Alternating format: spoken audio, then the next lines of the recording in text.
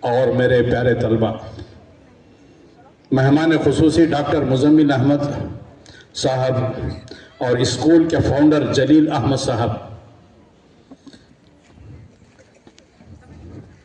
میں کئی اداروں کو جا کر ہوں، لیکن آج اس ادارے میں آ کر مجھے دلی مسرت محسوس ہوئی ہے۔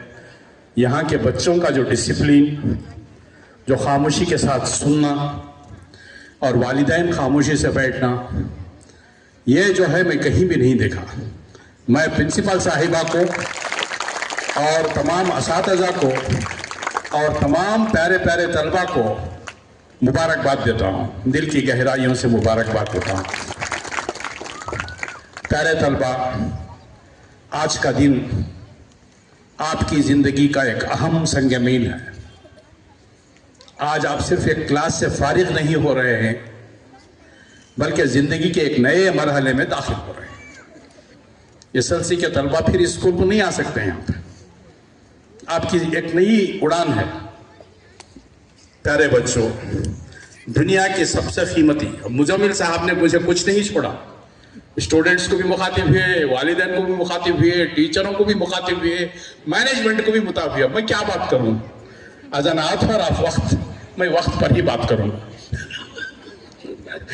پیارے بچوں، دنیا کی سب سے قیمتی دولت کیا ہے؟ سب سے قیمتی دولت کیا ہے؟ وقت۔ پیسہ کھو جائے واپس آ سکتا ہے، صحت بگڑ جائے بحال ہو سکتی ہے، لیکن گزر جانے والا وقت کبھی واپس نہیں آتا۔ وقت نظر نہیں آتا اور نہ ہی ہماری پکڑ میں آتا ہے۔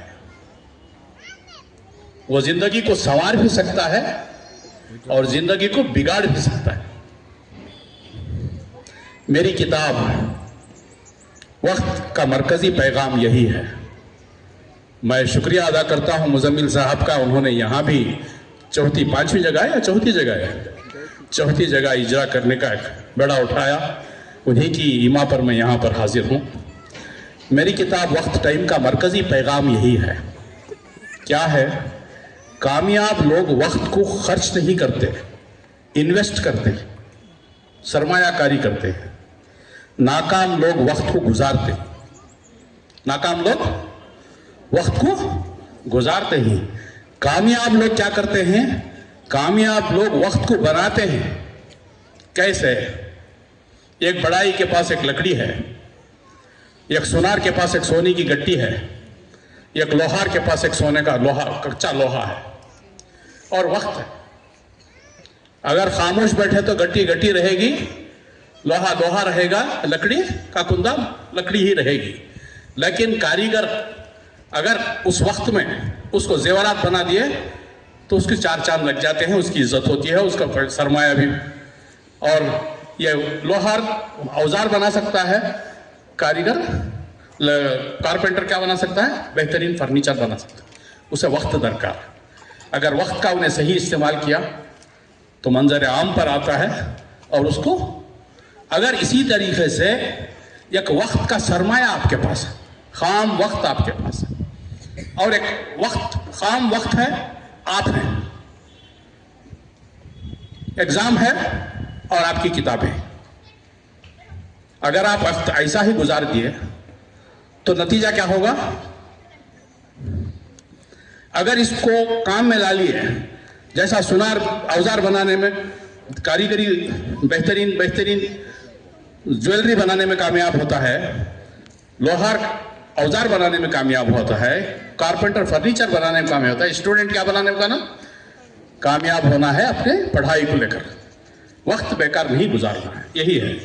قرآن پاک میں ہمیں یاد دلاتا ہے، وَالْعَصْرِ إِنَّ الْإِنسَانَ لَفِي خُسْرٍ إِلَّا الَّذِينَ آمَنُوا وَعَمِلُوا الصَّالِحَاتِ وَتَوَاصَوْا بِالْحَقِّ وَتَوَاصَوْا بِالصَّبْرِ۔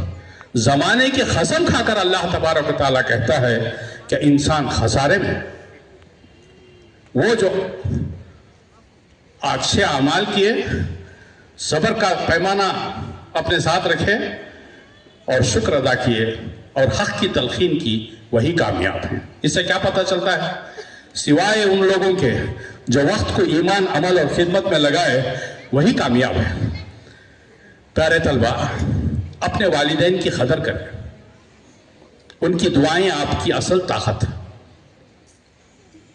طلبہ اپنے والدین کی قدر کریں، جب وہ زندہ ہیں تو ہمیشہ ان کی خدمت میں لگے رہیں۔ ان کی دعائیں جو ہے ہمیشہ آپ کی زندگی کو میں نکھار پیدا کریں گی۔ کوئی ماں باپ بددعا نہیں دے گا اپنے بچے کو۔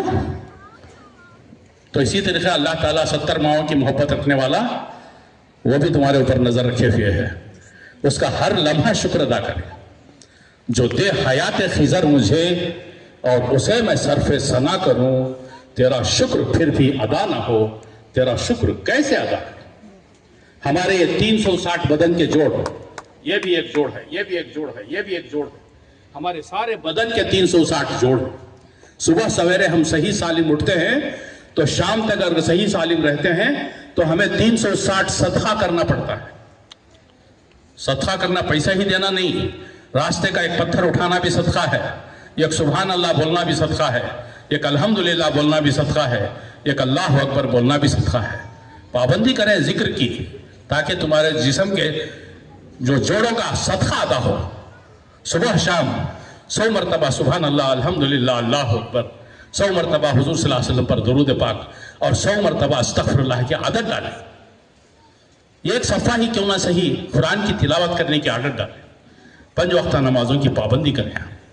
آج کل ماؤں سے میں مخاطب ہوں، چپل سینے والا بھی اپنے بیٹے کو انجینئر ڈاکٹر بنا رہا ہے۔ کوئی کمال کی بات نہیں ہے، انجینئر بنانا، ڈاکٹر بنانا کوئی کمال کی بات نہیں۔ بچے کی صحیح تربیت کرنا، بچے کو اسلامی سانچے میں ڈھالنا، ماں باپ کا ادب کرنے والا بنانا، بڑوں کا ادب کرنے والا بنانا، 5 وقتہ نماز کا پابند بنانا، قرآن سے محبت کرنے والا بنانا، بزرگوں کی تعظیم کرنے والا بنانا، یہ کمال ہے۔ تو تربیت الگ چیز ہے، تعلیم الگ چیز ہے، یہ چولی دامن کا ساتھ ہے۔ ٹیچروں کے پاس تعلیم کے لیے کتنے گھنٹے رہتے ہیں؟ وہ 8-10 گھنٹے رہتے ہیں، باقی کے 24 گھنٹے آپ کے سامنے رہتے ہیں۔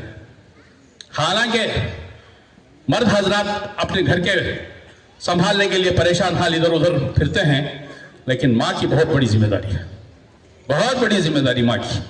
اگر آپ پاکستان کے سیریلیں دیکھتے ہوئے وقت گزار دیں، بچوں کی طرف آپ کی توجہ نہیں رہی، بچہ کہاں جا رہا ہے یہ جو بتائے، تین کا حساب انہوں نے، مزمل صاحب نے، یہ بہت خطرناک دور ہے۔ یہ 13 سے 19 سال تک کے بچوں کو مائیں نگرانی میں رکھیں۔ باپ پریشان ادھر ادھر رہتا ہے، مائیں خاص طور پر میری بچی کہاں جا رہی ہے، کس کے ساتھ اٹھنا بیٹھنا ہے، کیا پڑھ رہی ہے، کلاس کو جا رہی ہے یا نہیں، نگرانی کرنا کس کی ذمہ داری ہے؟ ماؤں کی ذمہ داری ہے، بہت بڑی ذمہ داری ہے آپ کی۔ اگر آپ اس ذمہ داری میں کامیاب ہو گئے، بچے فرما بردار بن کر بڑے ہو گئے، تو آپ کی پوری زندگی آسان ہے۔ اگر بچے نافرمان بنے، آپ کی غفلت سے، آپ کی وقت کی اہمیت نہ ہونے کی وجہ، آپ کی بے حسی سے اگر بچے نافرمان ہو گئے تو آپ 50-60 سال کے بعد آپ روئیں گے۔ بچہ نافرمان رہے گا اور آپ کی بات نہیں سنے گا، اس لیے کہ اس طریقے سے آپ نے اس کو تیار نہیں کیا، تو ماں باپ کو رونا پڑے گا۔ نافرمان بچہ ہو، آج کیا کیا حالت ہے، ڈرگ ایڈکٹ بچے ہیں۔ تو اللہ کا کرم ہے، دوڈبالا پور کی یہ جو مجموعہ میں دیکھ رہا ہوں، اللہ کے فضل کرم سے ایک رحمت چھائی ہوئی ہے، یہاں پہ بہت سکینہ نازل ہوئے نظر آ رہا ہے۔ اس لیے میں تمام ماؤں کو اور تمام بچوں کو پھر ایک بار دل کی گہرائیوں سے مبارکباد دیتا ہوں۔ میں بتا رہا تھا، بچوں کو نصیحت کر رہا تھا، پیارے طلبہ اپنے والدین کی قدر کریں، ان کی دعائیں آپ کی اصل طاقت ہے۔ دوسرا، اپنے اساتذہ کا احترام کریں، یہی آپ کو راستے کے چراغ ہیں۔ یہ معمولی چیز نہیں ہے، جیسا مزمل صاحب نے کہا، یہ نوبل پروفیشن ہے۔ ڈاکٹر، انجینئر، چاہے چیف منسٹر ہو چاہے پرائم منسٹر ہو، اس کا بھی ایک استاد ہے۔ تو استاد کا ساری دنیا میں بہترین مقام ہے۔ یہ نبیوں کی وراثت ہے، راستہ دکھانے والے چراغ ہے وہ، ان کا احترام کریں۔ दूसरा, तीसरी नसीहत, मोबाइल को गुलाम बनाएं, आप मोबाइल के गुलाम ना हो। आज क्या हो रहा है, मोबाइल चोर है, सोशल मीडिया चोर है, आपके वक्त को वो चुरा रहा है, आपको मालूम नहीं हो रहा, आप उसमें जम हैं। आप उस मोबाइल हाथ में मिल गया, स्मार्टफोन, जिन बच्चों के पास स्मार्टफोन है हाथ उठाएं।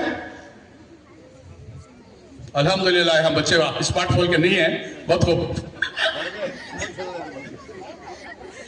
तो उस मोबाइल, वो उस चोर के गुलाम ना बने। आपका वक्त वो चुरा रहा है, उस चोर के गुलाम ना बने, आप उसको गुलाम बनाएं। जब उसकी जरूरत पड़ती है, माँ बाप को बात करना है, दोस्तों को बात करना है, असातिज़ा से बात करना है, कुछ मजबूरी है, तभी इस्तेमाल करें। कब तक?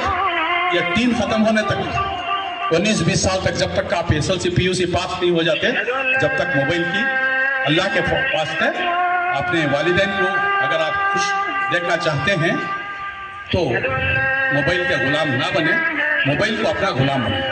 जब इस्तेमाल हो तब इस्तेमाल। चौथी नसीहत, बहुत बड़े ख्वाब देखिए, बड़े बड़े ख्वाब देखिए। APJ अब्दुल कलाम कहा करते थे, president of India, always dream big, कुछ बड़ा बनने का सोचें। आपके अंदर एक डॉक्टर छुपा हुआ है, आपके अंदर एक लॉयर छुपा हुआ है, आपके अंदर एक उस्ताद छुपा हुआ है, आपके अंदर एक